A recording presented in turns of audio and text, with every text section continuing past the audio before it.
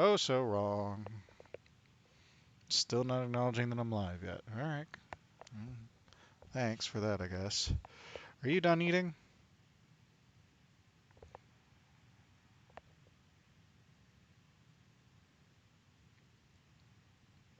I'm waiting for it to acknowledge that I'm live so I can bring up my chat on my device. So right now I can't see. Okay, there we go. So there. Alright. Says I have 0 duration and okay, that's not good. Let's try opening that up again. There we go. Alright, says I've been live for 30 seconds.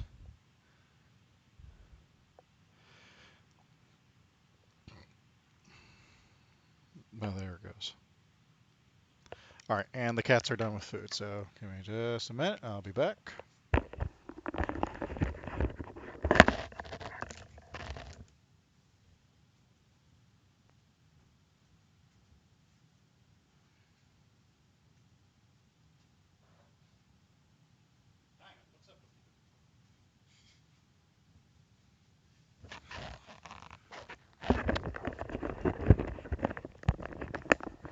In fact, my cat Diamond has become more and more enamored with our TVs lately, which is weird because she hasn't been in like several months. But she just sits there looking at the TVs. Diamond, look, hi. She's a good girl. She's a good girl. All right. Enough of her. I'm why you're here. All right. Oh yeah, I didn't mute my stereo so that way I can hear something. Let's see here. Hey, there's the Red Guard quest. Evidently, I started that. So, the Ragada warrior wave of my forefathers claimed the desert of Hammerfell from the savages, carving out a place for the Yokuden to live and thrive. So too will I conquer these unfamiliar frigid lands. Win battles by slaying 3 or more people. I have to do that 30 times to unlock their racial ability. So if anyone ever watched, whenever I was streaming my Wood Elf Odie, who was having to go through and hunt specified animals, it's kind of the same thing. They'll get a thing, a special ability. My off time, I play a Dunmer mage, and he had to kill specified humans, and it could be anybody. They would just start glowing, and I get an audio cue, and I'd be like, "Oh, I gotta kill this person? That's nuts!" Because it's like a guard or someone, not like it won't mark essential persons, but it's just like, okay, I can't just kill this person. Let's see, what else are we doing? No, we're not doing that. I can tell you that much. We just mark that so that way it doesn't keep marking new quests.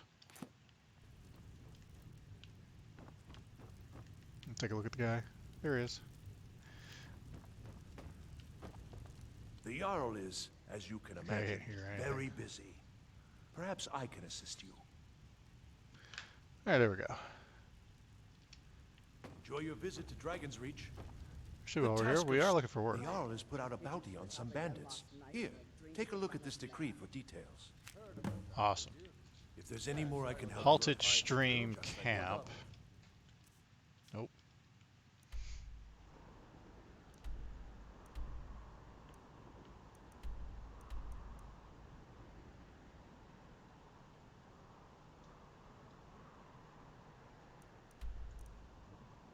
Oh, it's up here. Okay. These secret visits to the tavern will make you an easy target.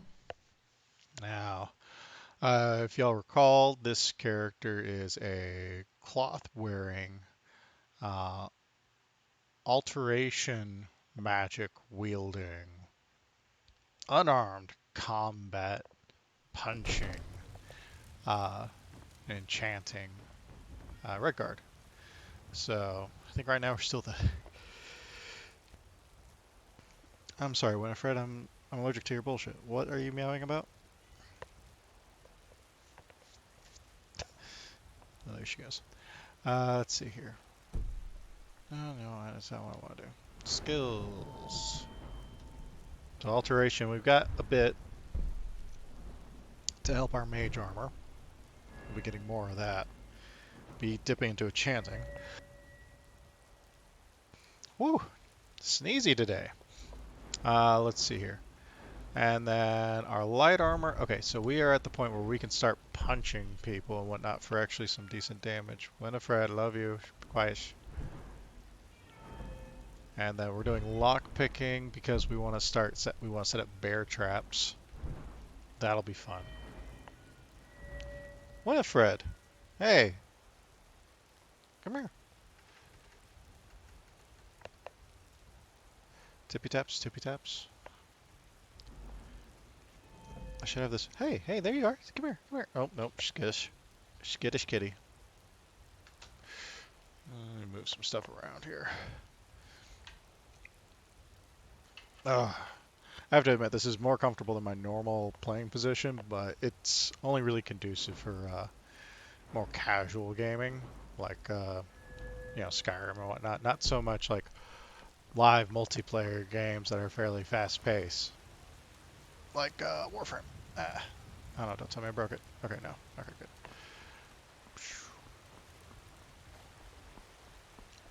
Yeah, everything is looking good. Oh yeah, I don't know if I pray to my Yakutin god. Hunding. That may change up. I may change it to a different divine in the future. I don't know what they do. Just because I'm a gray mate doesn't mean I can't earn my own keep. I didn't mean... Let's take a look. See, what do I got to sell? I've got a pair of necromancer robes. I can sell those. I don't like drinking alcohol. It's really weird. Because there's not really a mechanic that super enforces drinking. I guess if I was worshipping Sanguine, that would be different. Because I think by worshipping him, whenever you're under the effects of alcohol, it actually does benefit you. Let's go in here. Now I know I could very easily look up a guide on which alchemical ingredients to mix with which. I ain't got time for that.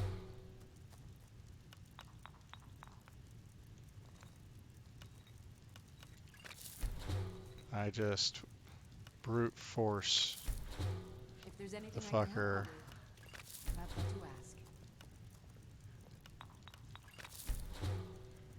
Wow, nothing.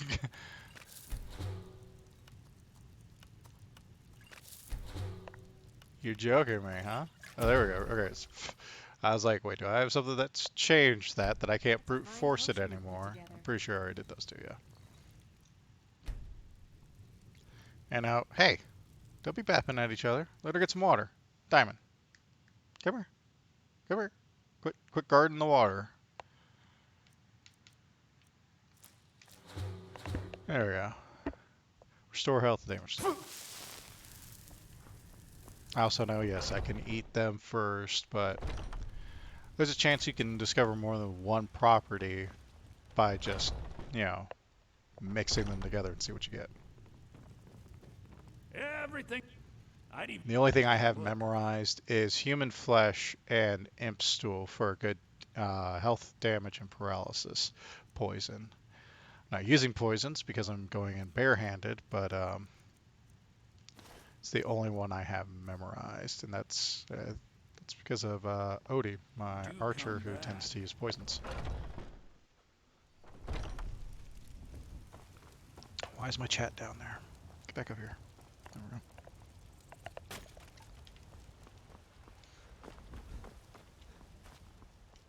Alright, so first thing we're going to do is we're going to set up our camp outside, which means we need a fire axe. Or wood axe. Oop. It's always a nice free wood axe. Let's run out of town. Thank you. Disrespect the law and you disrespect me. Yeah. Excuse me for a second. I get mods, I don't know what they do sometimes, and so the fact that she has changed slightly confuses me. Skyrim, Rhea.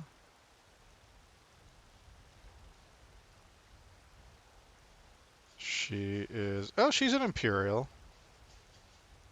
Ugh. Ooh. Sorry, I saw her vanilla skin for a second there. I'm like, ugh. I just had it in my head that she was actually a red guard for some reason. I was like, she's pretty white for a red guard, yo. But no, she's an Imperial, so that's fine, I guess. Cat. Surprisingly, as much as I love cats and dogs and whatnot, I don't play Khajiit. Really ever at all.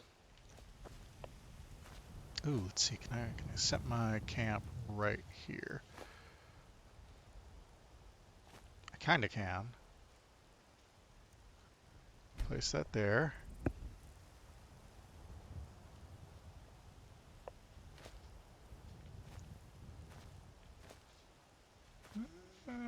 Alright, I've seen worse. Okay. And then I am going to go ahead and build a campfire right there. I don't have any firewood to with which to actually build it, but that's fine. And I drop my wood axe right there. So you need a wood axe to go find and cut wood, or if I just want to. Okay, I didn't think that was. Thought that was solid. See, the air is cooler. You're getting colder, so getting colder. Exposure and whatnot. Cats. Let's see here.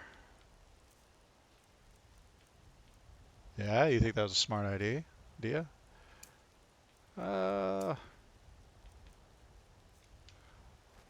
I'll risk it and harvest wood later. Then drop a quick save. I've had issues sometimes when putting down campsites where it just wigs out and will kill the game, crash the desktop.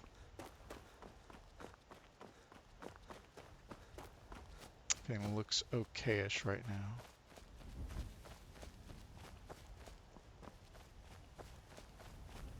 Let's see how we do against these two bandits up here. So I'm fisting now. Sorry. Didn't mean like that.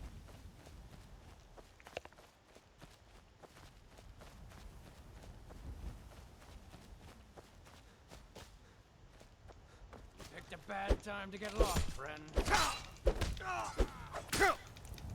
Yeah, there is no blocking when it comes to. There we go. Unarmed combat. So it is a full force. Hey, wood. It's all forward momentum. You gotta go at it. Smugglers now. What do we got here?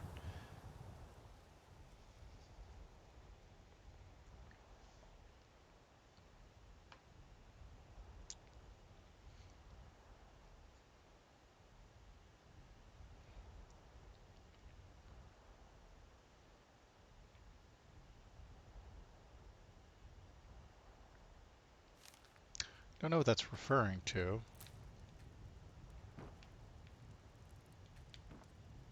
Is it actually? Yeah, it's down there actually. All right. That wasn't too bad.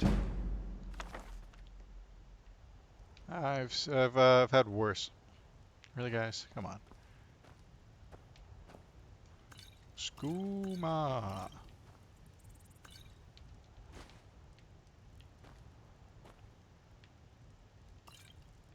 What the heck? Alright, that's acting funkier than usual.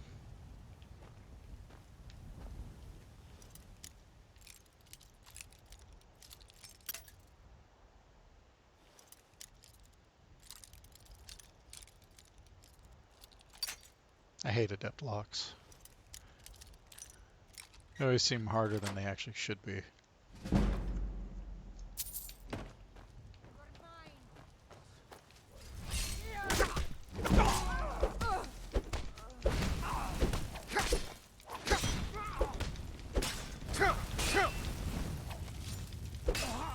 Oh, got him. Ooh, yeah. No, you don't need to do that.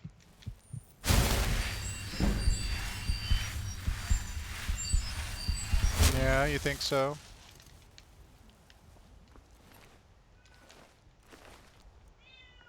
Hey, come here.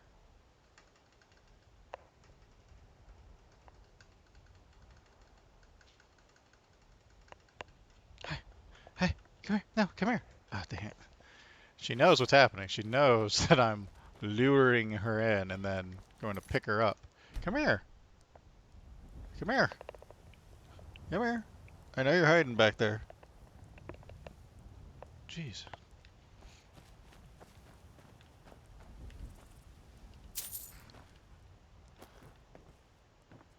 You know we don't tolerate that kind of behavior in this house. Actually, if your papa was here, he'd grab you, pick you up, put you in his lap, and pet on you until you calm the heck down. We got a lone horse hanging around here. It's not the horse that's from over there. So... Oh, yep. Dead person. Dead bandit.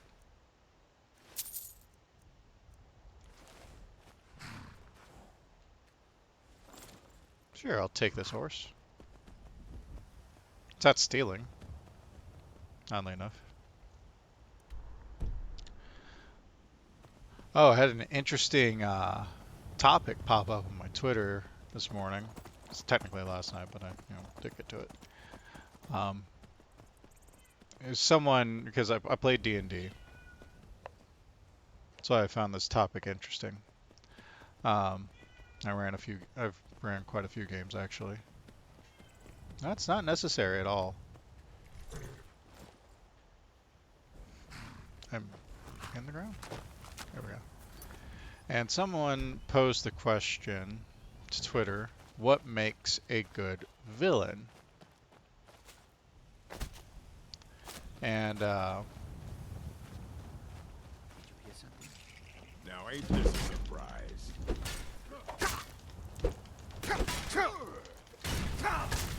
Victory is yours. Tell you what, start running so I can stay.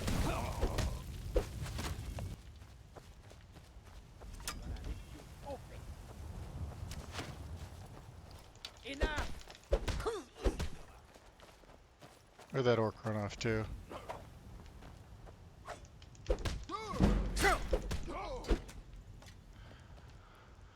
Whoo!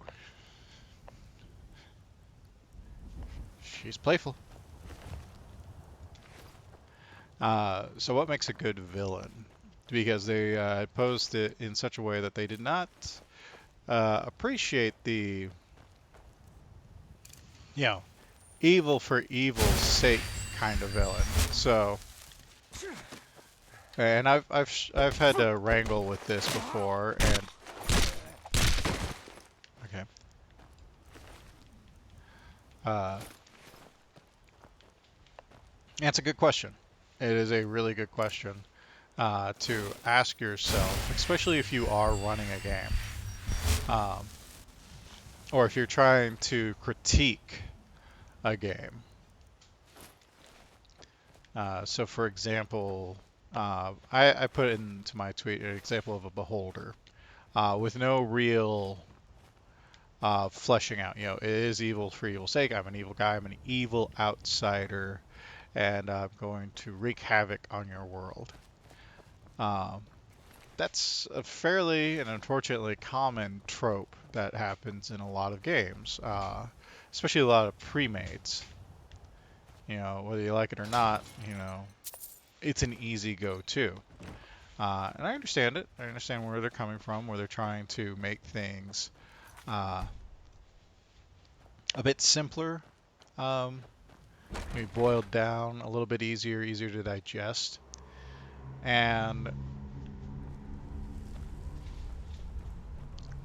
But the problem is, that goes against what the posed question is, which is what makes a good villain. That doesn't necessarily make a good villain. Evil for evil's sake is Ooh, did I get a... Oh, I already got one. Uh, Unfortunately, is a trope and can get tiresome. Uh, and because of that, you end up with people who get kind of worn out on the idea of that. And so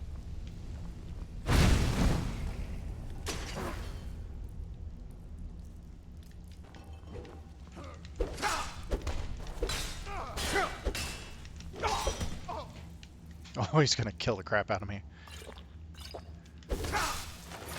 So, oh, got him. All right. Whoo!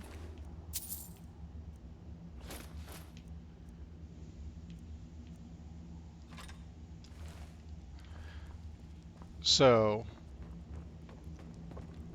I likened it to the Alien from the Aliens franchise. Evil for evil's sake, without any actual motivation, without any understanding, is just a force of nature. The alien from the Aliens franchise has no actual evil intent. It's following purely instinct. So whenever you think of a beholder without any other context, that's usually not given in those situations. Uh, yeah, they are just evil for evil's sake, and that makes them just a creature who's going to do bad things because it's what they do. Um, which means they're not truly evil, they're more of a force of nature. Uh, and so it kind of gets that fuzzy area of like, well, let's see, should I hold off? We get mannequin magic here soon, which is really cool.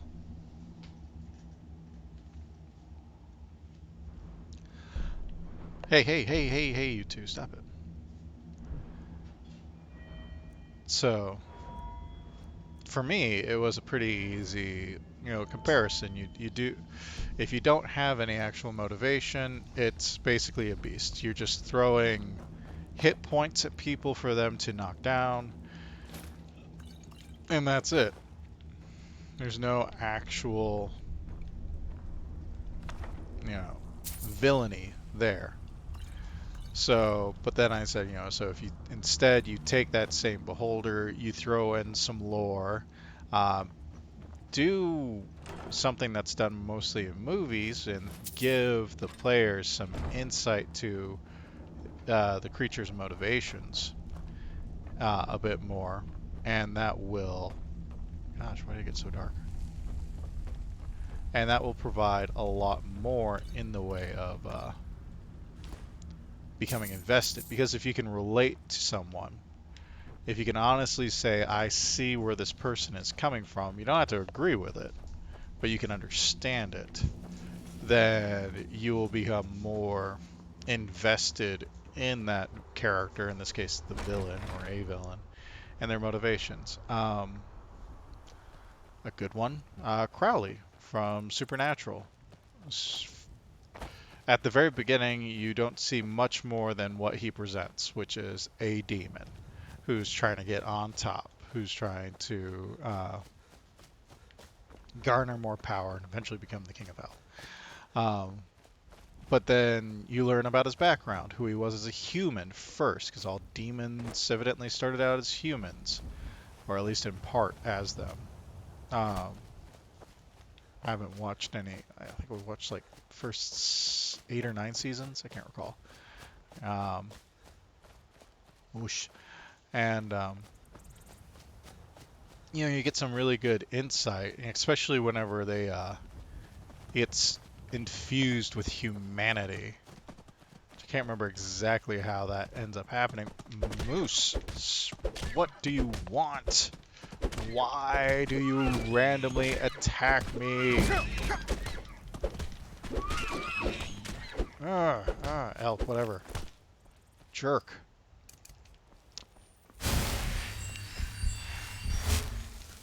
But yeah, it's the fact that you start, rooting for those characters. You start hoping for more development. You want to see where they're going, and you're invested in what they do. And they don't just become another random henchman. They just get, swept under the rug by the heroes. Yeah, plenty of those. Whenever you're going to start throwing in, when you're looking for an actual villain, putting in that background, putting in that motivation is important. I mean, if you're just doing a dungeon crawl, hack and slash, okay, not so much. But typically, unless that's what you and your group wants, to run just those modules, hang out, those are games where I would suspect probably, maybe some drinking's happening for older players, and they kind of like hang out and they like a little bit of the D&D feel, but they don't want to think about it too much as far as necessarily tactics and role playing, but more of just combat, hack and slash, kicking the door, and swing an axe, which is still good. Still a good gameplay. I played one of my first games I ever played in was in the Shadowrun system, but it was a Twisted Metal tournament. So those who may not be familiar with Twisted Metal, it was a tournament where people would have vehicles with weapons, rocket launchers, people leaning out the cars in this one, and shooting at the other contestants to eventually get a wish from a character named Calypso. Calypso is a demon or the devil, depending upon what game you were in. Let's see here. Anything here I want?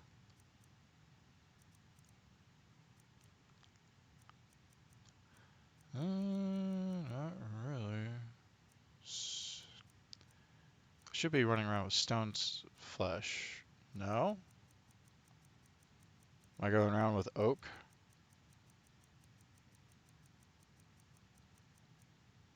I must be. I got the cash. Let's get stone flesh. Let's replace that.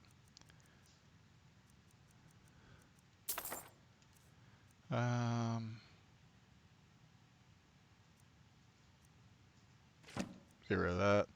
That. Yeah, let's get rid of that. I don't need it. And he'll buy that, and that, and that, and that. One of those. And he's spent. If you've got the aptitude. So. Our provisions are running dangerously low. Our stores of meat, wine, and grain are all but depleted. Purchase more supplies, then. That's your job as steward, isn't it? Why do you trouble me with these details? True to interrupt. My lord, since Ulfric's Stormcloak's uprising, the cost of goods has doubled. I'll need more coin if I'm to provision us properly. Our coffers are nearly empty. I can scarcely afford to pay the guards, and we need every one of them in these troubled times. You'll have to make do with what we have, Proventus. What? Yes, my lord. I serve Jarl Balgruuf as steward. Excellent. You've done us a great service.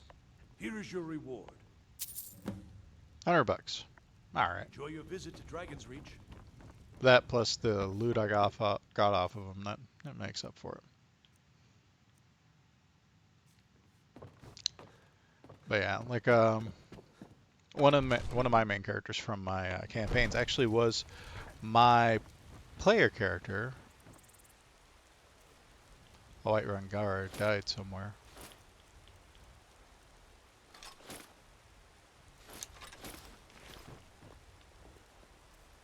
Two of them did.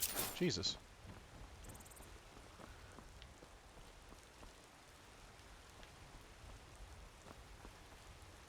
Well, if we see two naked bodies somewhere, we know where they came. We know what they were. But one of my main characters, so I knew all the character background. I had it built up. It was eventually going to come out in another couple campaigns. So my players, my group, we were playing in Eberron, and we started off, I think, between level 3 to 5. Oh gosh, stuff's so broken. My poor Frally, I think. Gods be praised. Um, so not super low, not super high level or anything like that. So they had some good levels to deal with about as far as like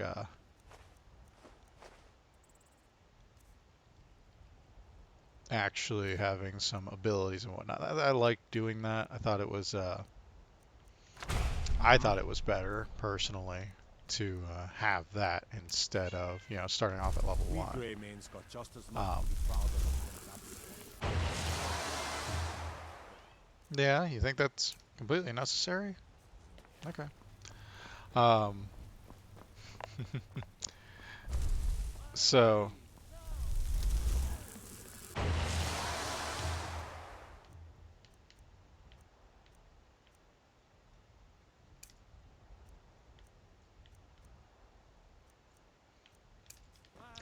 uh, so they started off. They ran into a character named Paris. Paris was part of a previous adventuring group.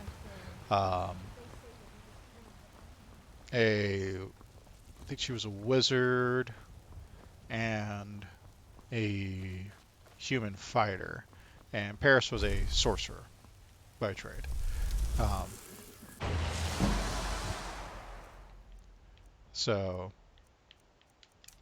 there we go. Quit running at me, kid. I thought you were a courier. So they were on one of the lightning rails, one of the trains in Eberron, Take a look.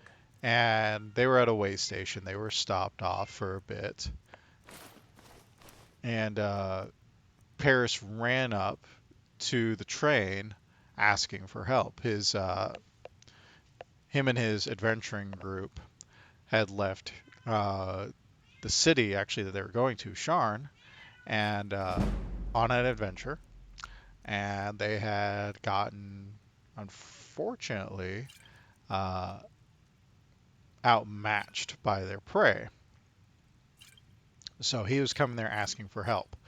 Um, he didn't have any money, but he told them, I'm a sorcerer. I have skills. I will help you for as long as you want me to. Uh, if you'll help me save my friends. Uh, so, it's a pretty basic hook as far as games go. They could have left him. They could have said, no, fudge you. I don't know what you did, or, it's every adventuring group for themselves. They would have been totally within their rights to do so, but they didn't. They helped. Try and just see the time, not trying to wait, thank you. So they went, Welcome. so they left the Let me know if you want train. anything. Train left without them Think I afterwards, got of the clean course. mug around here somewhere. Not gonna wait on them, but they could catch the next one at the way station. Um, Isolde must be busy. So that's pretty much it as far as that goes. They go to a cave or not nearby. It's a couple hours ride from there. Which they're able to get some horses from the livery there at the way station. So they ride for the few hours. They're pushing their horses hard because when he had left, which he had used all of his spells, um, so that's why he had left to try to get help. Well, the other two were going to try to work their way out. He was unspecific on the enemy that they were fighting. He didn't know what it was entirely. And that's a good thing in most D&D games. You shouldn't have your player characters always know what they're fighting, or at least the characters if they're good at not metagaming. He just knew that his spells, which he primarily focused in fire spells, for his As a sorcerer, it doesn't matter because he can cast all the spells in his list. It's just he's got a limited number, but he preferred to do fiery spells. Uh, anyways, let's build this campfire. So he just knew he couldn't defeat. His spells were basically useless against it. The wizard spells, hers were a bit better. They were working um, more in line with being effective, and of course the fighter was holding the front line. There are a couple wood axes. Let's see if I have any skills. So they get back to the cave, and he was expecting his friends to either be outside the cave, so there's immediate bad news, or to be towards the entrance, because they were supposed to be working their way out of the cave, hopefully causing whatever the creature was to leave them alone. Unfortunately, that wasn't the case. They worked their way in the cave. They found it empty except for his two allies who were, badly mauled. They were dead. Only a few things, a few of the magical items of value were remaining. And the players and the NPC Paris proceeded to then pull his friends out and then give them a proper burial. He was going to have I think it was the wizard's staff and the fighters. He had like a religious amulet, or like to, what was the name? Hector? I can't remember the name of the deities anymore. The classic ones, off the top of my head.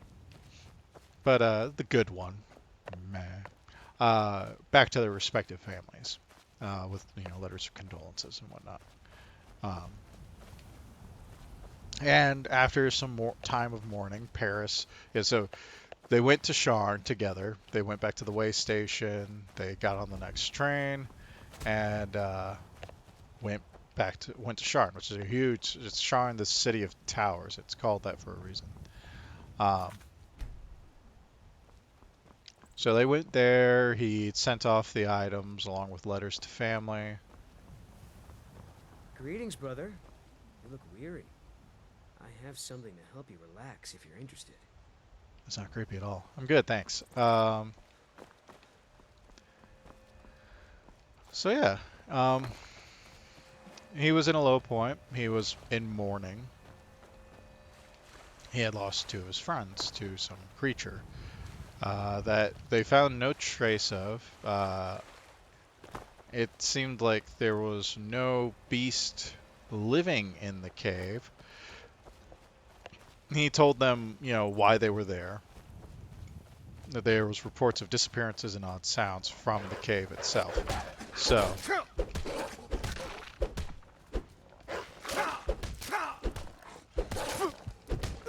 they killed the crap out of me. That's why I save. So yeah, they were going through and trying to find out what it was, and when they were in there, the one of the players, he was a ranger. He was searching around for like any kind of evidence of the beast or creatures that did this. He's making his rolls, but there was nothing there. And that's because there was nothing there. But yeah, so there was a time of mourning, and then, as promised, he would join them as a sorcerer for their travels.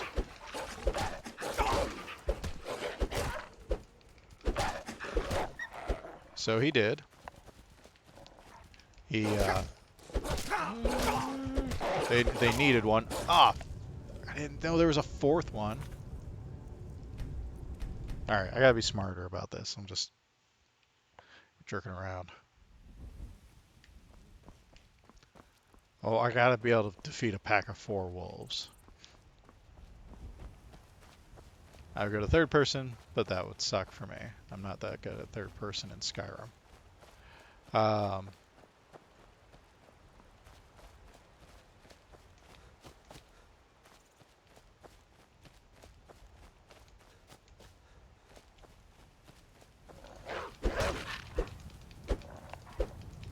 kind of it. Punch butts, punch butts, punch butts.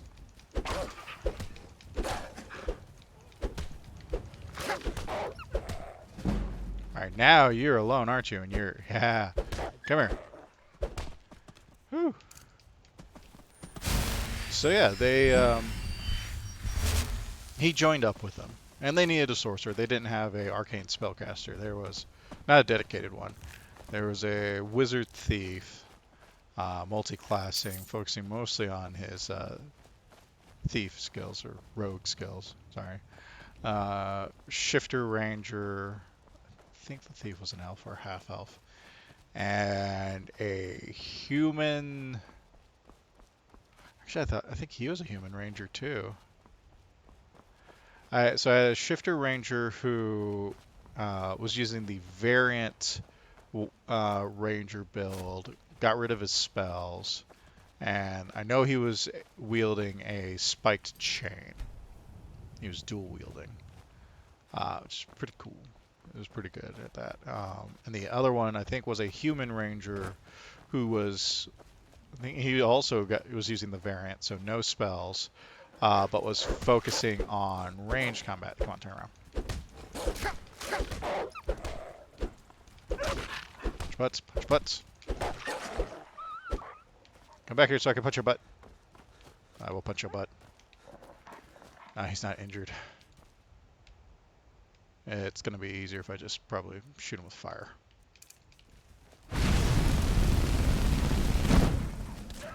There we go.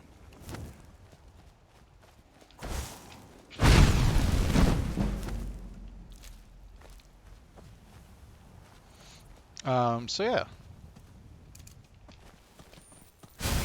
So now they had a... Ooh, was he a healer? Could have been a cleric or a paladin. I don't remember. Anyways, in any case, so it's now the four of them running around.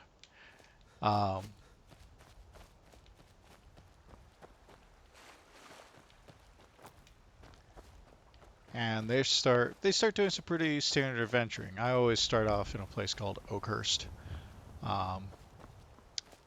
And it's based off of one of the first big modules I ever ran, called the Sunless Citadel. It's a really good module. I'm pretty sure they've reprinted it. I know they reprinted it obviously for 3rd edition, because that's the one I played it in. And I would be surprised if they did not reprint it for 4th and or 5th. It's a pretty classic one. It's already built and it's a good one. What crap? I want up here. Why can't I get up here? Come at me, Scrub Lord. Ripped.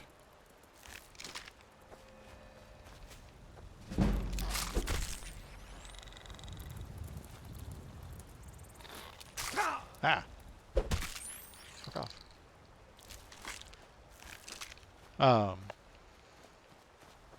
Anyways, so yeah, it's so they go through that, they start making names for themselves, they start doing missions for some of the politicians in Shar and some of the big houses, and they end up getting some good notoriety. They end up getting a chance of to take over a small plot of land where the noble come on. Basically, one of the houses had encountered that a noble, he wasn't part of a house, he had come into land, I think through marriage, and was not sympathetic to the actual, the house that they had belonged to, and so it was causing them trouble, to be quite frank. So the head of the house wanted to get rid of them, and basically found out, because they were black mark on their family and their lands. Nice. nice. Okay, so we're gonna get Vatican, or sorry, Van Cyan magic. I'm not sure how to pronounce that. But basically, I'm not gonna have Magicka anymore. Magicka does not matter. I can only cast a certain number of spells per day, so it's kind of like a sorcerer. So I can learn all the spells I want to, and they will cost nothing to cast, but I can only cast so many per day. Going up the line, there are more. Like, so first off, whenever you recharge your Vicarian's magic spells, you gain one additional spell for each 10 points of base magicka. So I don't think I actually have 106. I think I'm getting a bonus from somewhere. I think I only have 100, so I'd have 30 spells. But then whenever I recharge with Dungeon Master, I could choose to have more or less spells in exchange for increase or decrease spell effectiveness, or choose one of 3 meta magic enchantments, and that remains in effect until I sleep again. Now that being said, I'm using a spell that allows 3 spells to be cast on me for free whenever I enter in combat, as long as they're self-targeting. So it's like I think I have a heal, I have candlelight, and I have one of my armor spells. So that will get cast on me every time I enter combat. But my other spells will have a 0 cost. So you can see flames cost 0. Now, if I cast flames and I just hold it down, that's only 1 casting. So I can hold it down for the cost of 1 spell per day for free for as long as I want to. But as soon as I let it go, that uses up that use. If I go to cast it again, now it's a second one, so on and so forth. Let's do a save on that. That's a good one. So basically, the players are working for the house, and in exchange for, truthfully revealing that this person who had married into the house I think he was running either slaves or illegal goods and drugs um, through his lands into Sharn, into the lower cities. What time is it? It's getting kind of late. I need to head back. They had the option to take the land and then build upon it. And it was a big swath of land. It wasn't, something small. And like there was woods, there was plains to it. There's a big lake on it. There was already 1 manor on the land, and there was obviously room to grow. And they would also get incomes through taxes. I don't want to get in the deep water. From the commoners who lived there. They would basically become not really nobility, but they would be able to live on the land. They weren't nobility, really. They had titles and whatnot, but they were going to be living and managing the land in whatever way they saw fit within the confines of the law, in the name of the noblemen that they were helping. So they were basically, this is my dude, and I am going the exact wrong way. Shoot. These are my people, and they're going to live here, and they're going to manage you, my commoners. And it gave, them renown to do that, because their group had gained their own renown. Don't worry, I'm not fudging with you. That's close enough. So, the noblemen got something out of it, and they got something out of it. So this is cool, and this is at a point of now downtime. They, what was it, Stendar?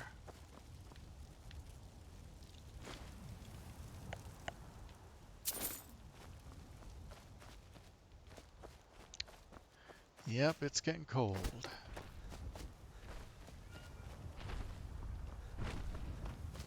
Ooh, there's a giant nearby. Yeah, that's not necessary, sweetheart. Alright, I'm getting kind of back.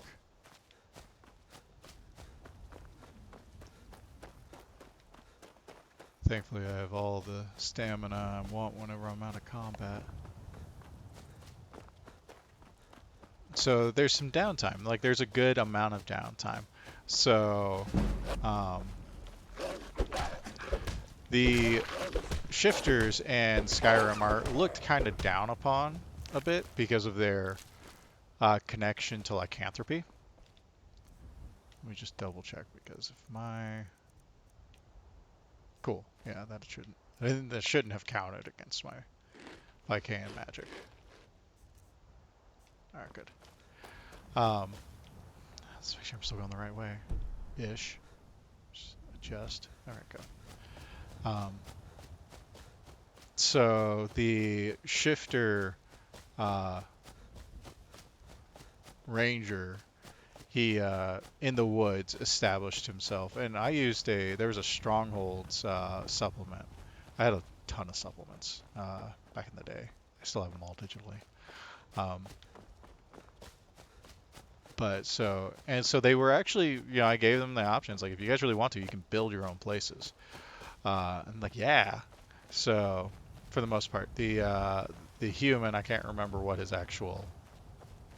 did off the top of my head anymore. Oh, geez, I don't want to go here.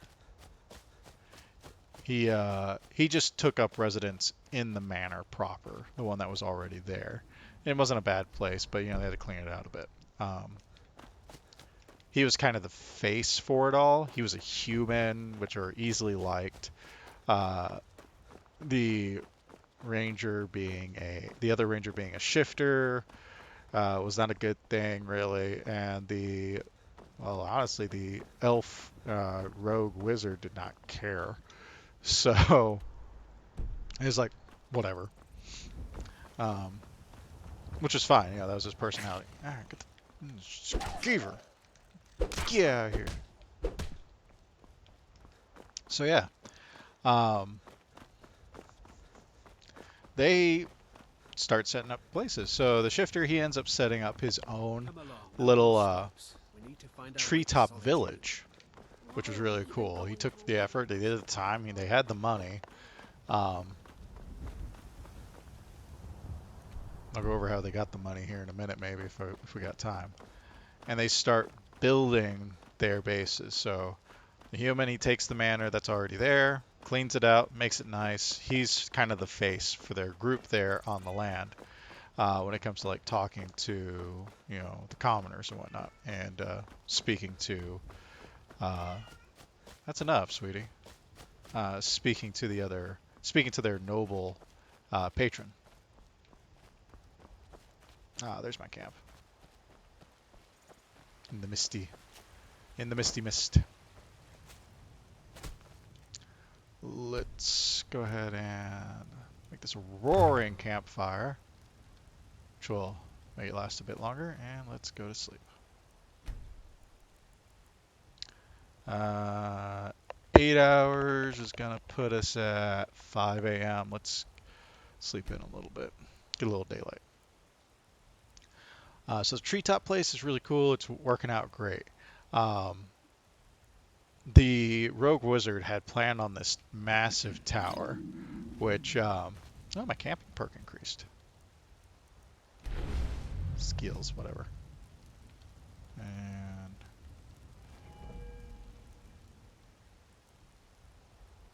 okay, maybe I didn't get an actual point. Just it's like, hey, it increased. Yeah, okay. Whew. Lots of running around yesterday. There we go. So they're digging out, and he's had problems building his tower. So his downtime is not working out well for him. The roles for like setting up the foundation for a large tower is a little bit harder than, hey, let's find some decent trees to build a treetop village. So he's having problems, and that leads into a plot later on. But how they got all the money, so obviously the noble was going to give them a bit, and there was obviously going to be gold that they were going to receive from taxes I mean, not much. These are commoners. It's not the biggest swath of land and they are, you know, instead of just having the one manor and then giving the rest of the land to the commoners for them to make use of that they could then tax, they are setting up two Do you hunt? additional The plains outside Whiterun are ripe with game. private homes slash villages in the case of the shifter, who was bringing shifters from the city who were not doing well to live there, so that way they could have a decent, better life. That's what what he was trying to do. I just want to see the time. Okay, 6 a.m. What's her name over here? Should be up and out, I think, soon. There she is. I think I have some stuff I could sell her. Got some good. But they had actually blades, gotten the most of their helmets, money pretty much anything from to suit their needs. from the pre-made, and then adapted and changed and incorporated a Don't forget module to of the check Sunless inside the Citadel shop that if I you need ran. anything. And that's because one of the enemies in that game I kept. And, I kept, like, how they get into him and find him. I kept, where he was and, whatnot. So you work your way through, like, this, I'm the like, commander little of the puzzle guard. room, and you get into Mister, a can you room spare a coin? with a large coffin. Just one. Oh, thank you. Divines, bless your kind heart. You're welcome. Until next time. Do I have anything else? I got a ring I can sell, or I can wear it and be fabulous. Oh, it doesn't show. That's lame. Let's see here. Anything else? Cooked beef is getting stale. I should just go ahead and eat that. Okay, let's just eat some of these, I guess, to learn what they do. Oh, I need to find what's her name.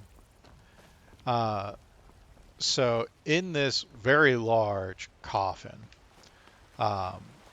there is a mage troll. I don't remember. I think it's just troll mage is the archetype, and it's upon entering and then opening the coffin that he starts to awaken. He's got the chest itself, or the coffin itself is masterwork but non-magical. But he cast a spell on himself. I can't remember the name of it, but it preserves the body. And he put himself into a state of suspended animation, where then his followers were supposed to come wake him up. He was supposed to be the leader of a dragon cult. The problem is, the only survivors of that dragon cult were kobolds. And the other ones, the other trolls and other worshippers, had either died or moved on and left him there. So, but he was supposed to go to sleep because he had several enemies that were after him, and by putting himself in this kind of trick room slash, I'm just gonna talk for the last bit here. This room slash puzzle, he would eventually just outlive them. He would outsurvive them, and then whenever word had gotten to his followers that this had happened, that his enemies had died, he would then, they would wake him up. They would open the coffin, he would wake up. So they go in there and they open the coffin. He wakes up. He recognizes that they are not his followers. The thing is, they recognize this as something bad because he was not rotten, and he's a troll. So so one of the first things they did is they had either found or already had a flask of fire. So they threw that on him, set him on fire. Obviously, he's a troll. Not good news. Then they proceeded to just hack and slash him. They had 2 melee characters, possibly 3. I can't remember, like I said. And then, the Sorcerer Paris was with them. So they're just like, fuck him up! So he's prone, laying in this coffin. He's on fire. He's got 4 people either casting magic or beating him. with like spiked chains and daggers, a big hammer. Paris wielded a big hammer. He was a sorcerer with a big hammer. He would just beat the crap out of people with if he ran out of spells. Um, and so they kill him. They unfortunately destroy some of his goods that he had on him. The potions he had on him, the glass either got broken or the fluids inside because of the fire uh, either altered to the point where they weren't the potion anymore that they were supposed to be, or it actually just broke the glass. A couple scrolls, mundane spell, fairly mundane spells, but still just paper. Um, so that parchment got burnt up. His robes weren't really any good. They found like a few things that did survive, an amulet, a ring, and the coffin itself. Now I had described the coffin before, and and these players were not. This was not the first campaign, D&D campaign they ran with. This is just the first one that Paris was in, and they had gone through the Sunless Citadel before, and it's a gold dragon coffin. It's got, it's a gold coffin. It's got two dragons, two dragon heads on, one on each side with their wings coming around, and encasing the very large, because there's a troll in it, coffin. And they're like, because they're in there, they like lost a bunch of loot, and they're like, damn, that was a lot of effort, because they used like spells and their own magical items to take them out, and now they're like, don't have much to show for it. And they're like, that coffin, what was it? I'm like, I heard the description again. And I'm just like, why? And they either had a scroll or knew the spell. Keep in mind, we were dealing with a wizard and a sorcerer in the party. And they're like, does anyone here have shape metal? Or anything like that? Those green apples you sold me the other day And were I think delicious. also the human Aren't they? had I would set artisan some aside for tools or myself. blacksmithing They was right tools, because I around the think he south. used that as a trade. I'm sure you could charge double for those and still sell them for And they were 15. able You're to right. break We'll have to remember that next time we down get a shipment the in. coffin, this very large coffin. I had to go and do weird math to figure out how much gold this was, because it was solid gold. He was the head of a dragon cult who, back in the heyday, this was the place, the Sunless Citadel. It was just known as the Citadel before, but the Citadel down in this cavern was the place for dragon worship. So gold was not a problem, and he was the head of it, and he had them make him this coffin to lie in, so that way he could outlive his enemies. Still warm from the oven. And lo and behold, the players actually thought about taking the coffin. So they broke it apart with magic or with mundane tools, and they started pulling it out. They had brought mules with them to get down the switchbacks with all their loot and whatnot, because they traveled light themselves, but they did have, they were prepared. They were ready to go. They were ready to get down and camp. They had an encampment set up down in the bottom in front of the Sunless Citadel. So they took off all their stuff. They left the camp there with some people that they had hired. Uh, they're like, stay here, which they didn't. They fucking left not long after they did, because they're like, we're not staying here alone. But a couple of the hirelings that they had and themselves, via many trips, took the gold back up. And to the nobleman who ran Oakhurst, gave him the gold in exchange for a written, a bank statement, basically, because there are banks in Eberron, in the city of Sharn, and he's like, okay, you gave me all this gold. Here is, Fresh baked loaves. paperwork Still saying that warm from the you oven. get this much gold. You can take this from the bank from my house. Uh, and he's got this big, giant, freaking pile of gold. And they're like, awesome. So they got all this gold already. So that's where they had their funds to build homes on that plot of land that they got later on. Up until that point, they just had stupid amount of money that they didn't know what to do with. Like it's like, oh, we're gonna go to the best place, or we're gonna go to the second best place. We're not gonna go to the best place. We're gonna get the best room, and we're gonna tip double the amount of the room. Seriously? Yeah, each. Okay, that's how you want to spend your gold.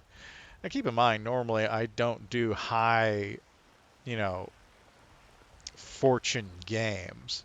I do high powered. I roll on random loot tables based upon challenge rating.